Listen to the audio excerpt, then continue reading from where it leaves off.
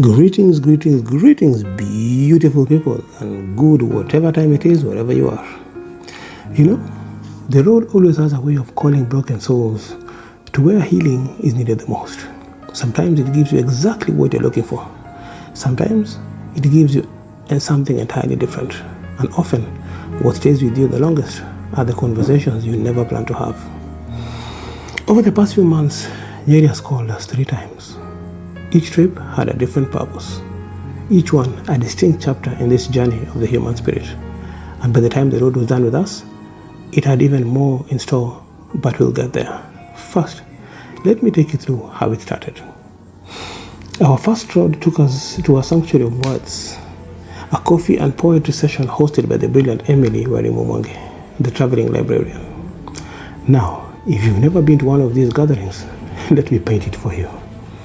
Picture a quiet corner of Nyeri, shelves heavy with books, the smell of coffee thick in the air, and young people, dreamers, clapping their fingers, waiting for the next voice to rise. Oh man, the energy in that room, pure magic.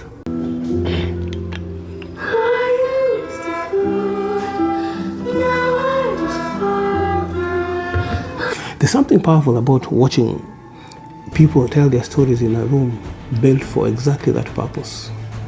Some artists stood up and made us laugh. Sharp, clever lines that had the whole room, rocking back in their seats.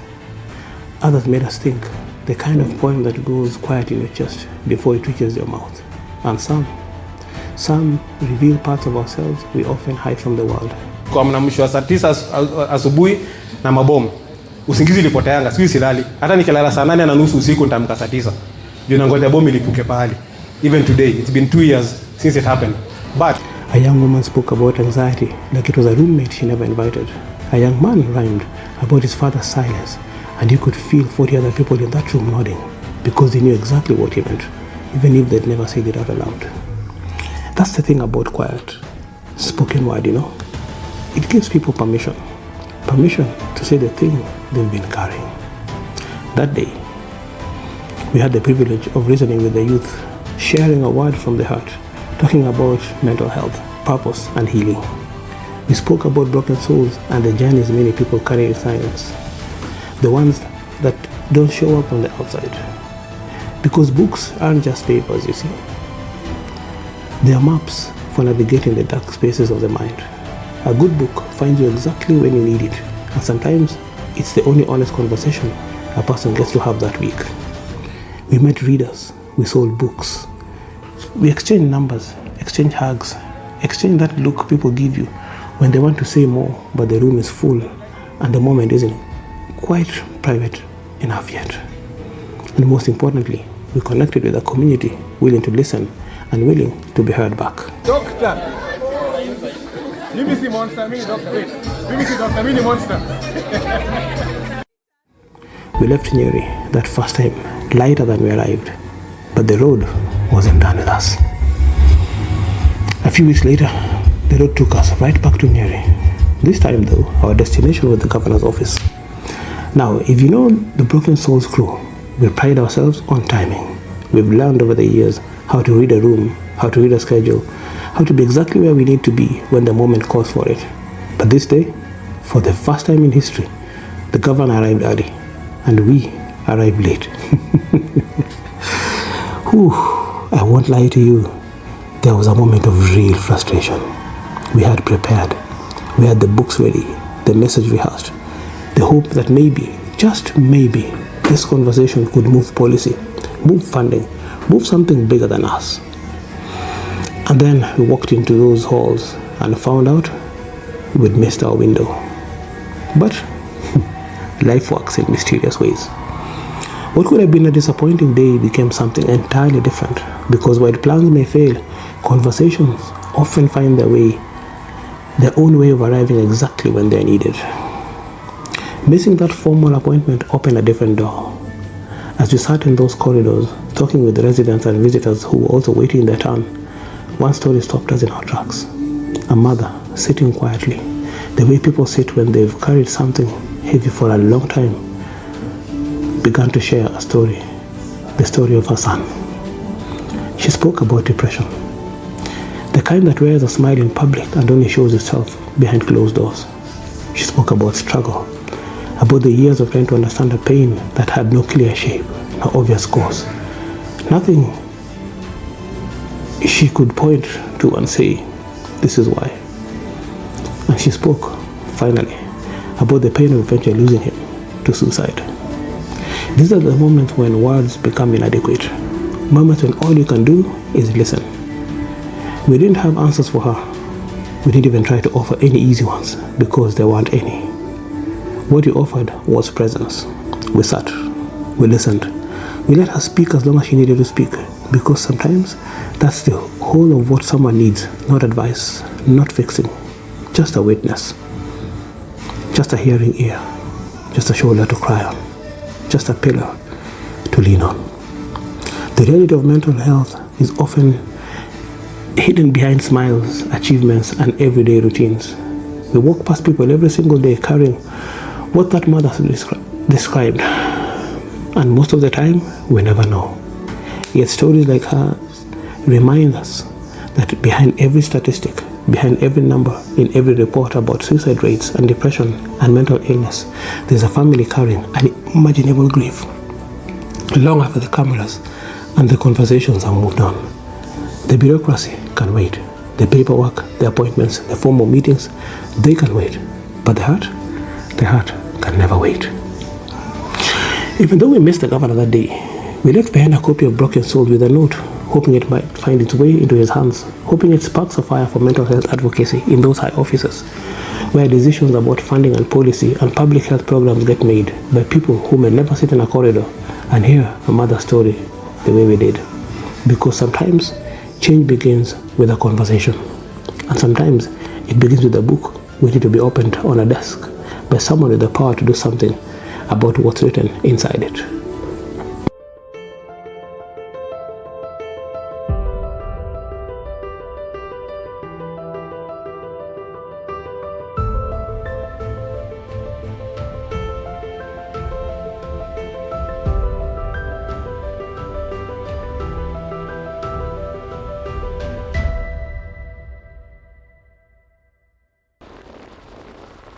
Our third journey to Nyeri brought us back to familiar ground, back to the Travelling Librarian, back to Ems, back to coffee, back to poetry.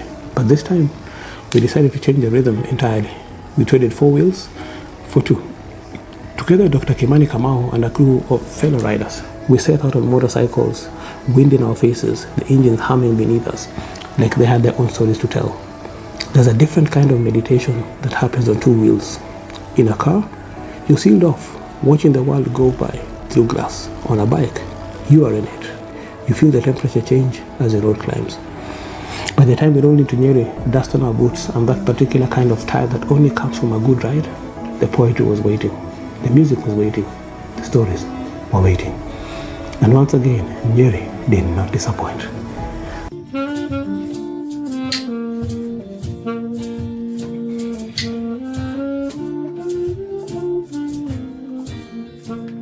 Courage, and sometimes the bravest thing they can do is stand with others when it matters most.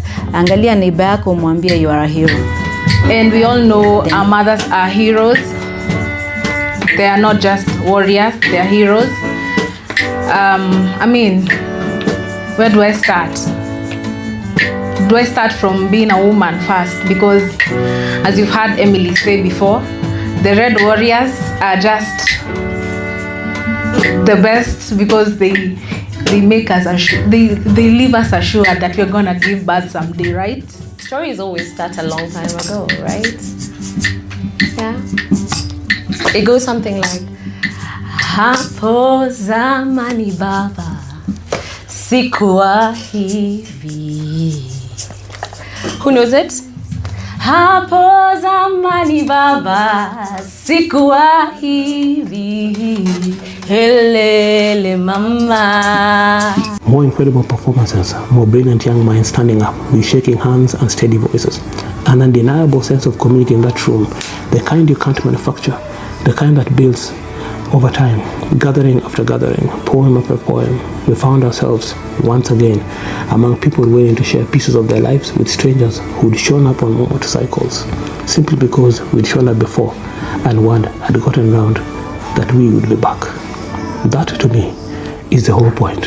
Healing communities aren't built in a single visit. They're built in the returning. Basically, it is a storytelling event. It takes us back to the beginning, the once upon a time. And we think it's a good thing because that's also how we learned. And it also brings back the creativity within the people. It's a lost art, I guess. So as people go around looking for fun, we are looking to arouse a sleeping giant and hopefully let people know that reading, learning, enjoying stories is a great thing to have. Ama to do, sindio? Now, there's something that happened after all three of those Nyeri trips, something that in its own way ties the whole journey together. We sat down with Emily, the traveling librarian herself, for a proper conversation. Not in Nyeri this time, but all the way in Lodwar. A different landscape entirely, a different rhythm, a different community. We wanted to understand what drives someone to carry books and poetry into corners of the country that don't always get that kind of attention. What it means to build a space where coffee and verse and vulnerability can sit at the same table. That conversation is out there now for those of you who want to go deeper into Emily's story, what the Travelling Librarian project actually means, where and why it started, and why she keeps showing up in towns like Nyeri and Lodwar with something that is different. Books and an open invitation.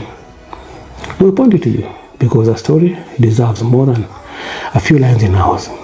Check out the link in the description.